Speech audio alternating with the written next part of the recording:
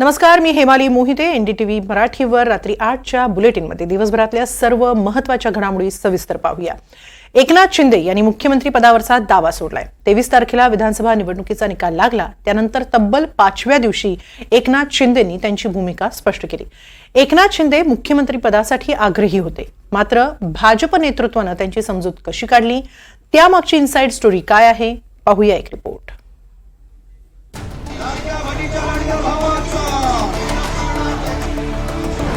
काल मोदी साहेबांनाही फोन केला, अमित शाह साहेबांनाही फोन केला. माझ्या भावना त्यांना मी सांगितल्या की सरकार बनवताना माझा कुठलाही अडसर मनामध्ये ठेवू नका. तुम्ही जो निर्णय घ्यायचा तो तुम्ही निर्णय घ्या आणि तो निर्णय मला मान्य असेल.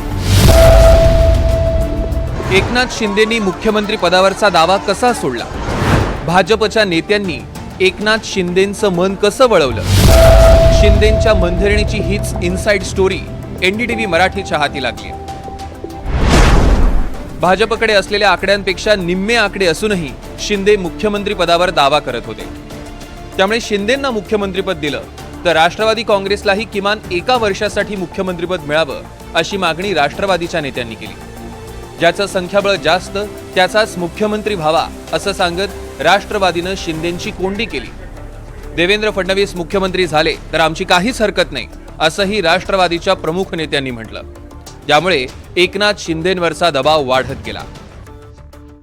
हे स्वाभाविक आहे की भारतीय जनता पक्षाचे 132 आमदार झालेले आहेत, त्यामुळे त्यांचे मंत्री जास्त असणारे स्वाभाविक आहे. महायुतीत विधानसभा निवडणुका एकनाथ शिंदेंच्या नेतृत्वातच लढल्या गेल्या, पण पुढचा मुख्यमंत्री कोण हे भाजपच्या वरिष्ठ नेत्यांनी स्पष्ट केलं नव्हतं.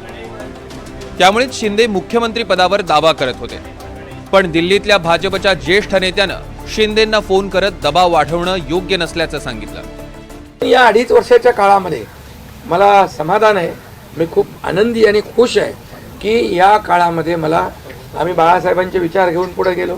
आनंद दिघे साहेबांची शिकवण आमच्या गाठीशी होती आणि केंद्रातून आदरणीय प्रधानमंत्री मोदी साहेबांचं आणि अमित शाह साहेबांचं पूर्ण पाठबळ आम्हाला होतं.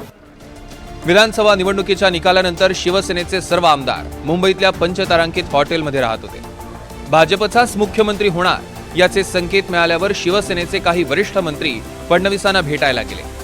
नंतर एकनाथ शिंदेंचे समर्थक आमदारही फडणवीसांच्या भेटीला जाऊ लागले. त्यानंतरच मुख्यमंत्री शिंदेंनी पत्रकार परिषद घेत आपली भूमिका जाहीर केली. आणि भारतीय जनता पक्ष वरिष्ठ नेतृत्व जो निर्णय घेतील मुख्यमंत्री बनवण्यासाठी, भारतीय जनता पक्षाचा महायुतीचा जो निर्णय मुख्यमंत्री बनवण्याचा घेतील त्याला पूर्णपणे शिवसेनेचं समर्थन आहे, शिवसेनेचा पूर्ण पाठिंबा आहे. की दिलेल्या पाठिंब्याला समर्थन करणं किंवा दिलेल्या पाठिंब्याची जाण ठेवून ते कोट्यावधी जनतेसमोर मांडणं हा देखील काल एकनाथ शिंदे साहेबांचा स्वभाव अख्ख्या देशानं बघितला. त्याच्यामध्ये त्यांनी सांगितले की माननीय नरेंद्र मोदी साहेबांनी, अमित शाह साहेबांनी आणि भाजपाच्या सगळेच नेत्यांनी, देवेंद्रजी असतील, सगळे असतील, यांनी मला समर्थन केलेलं होतं आणि अशा वेळी कुठेही आडकाठी न करता त्यांना निर्णय घ्यायला मुभा देणं, मोकळीक देणं हा राजकारणातला एक सुसंस्कृतपणा आहे आणि तो पुन्हा एकदा एकनाथ शिंदे साहेबांनी दाखवला आणि त्याचं ॲप्रिशिएशन अख्ख्या महाराष्ट्रानं नाही तर देशानं केलेलं आहे. शिंदेंना मुख्यमंत्रीपद मिळणार नाही हे जवळपास स्पष्ट आहे. त्यामुळे काही महत्त्वाची खाती पदरात पाडण्याचा शिंदेंचा प्रयत्न आहे. शिंदेंच्या शिवसेनेच्या वाट्याला नगरविकास, सार्वजनिक बांधकाम आणि जलसंपदा मंत्रालय जाण्याची शक्यता आहे. भाजपच्या वरिष्ठांनी शिंदेंची समजूत काढली, पण भाजपकडून मुख्यमंत्री पदाचा चेहरा कोण हे अद्यापही स्पष्ट झालेलं नाही. मुख्यमंत्री पदाच्या स्पर्धेत सध्या तरी फडणवीसांचं पारडं जड आहे. फडणवीसच की दुसरं कोण याचा निर्णय लवकरच होणार आहे.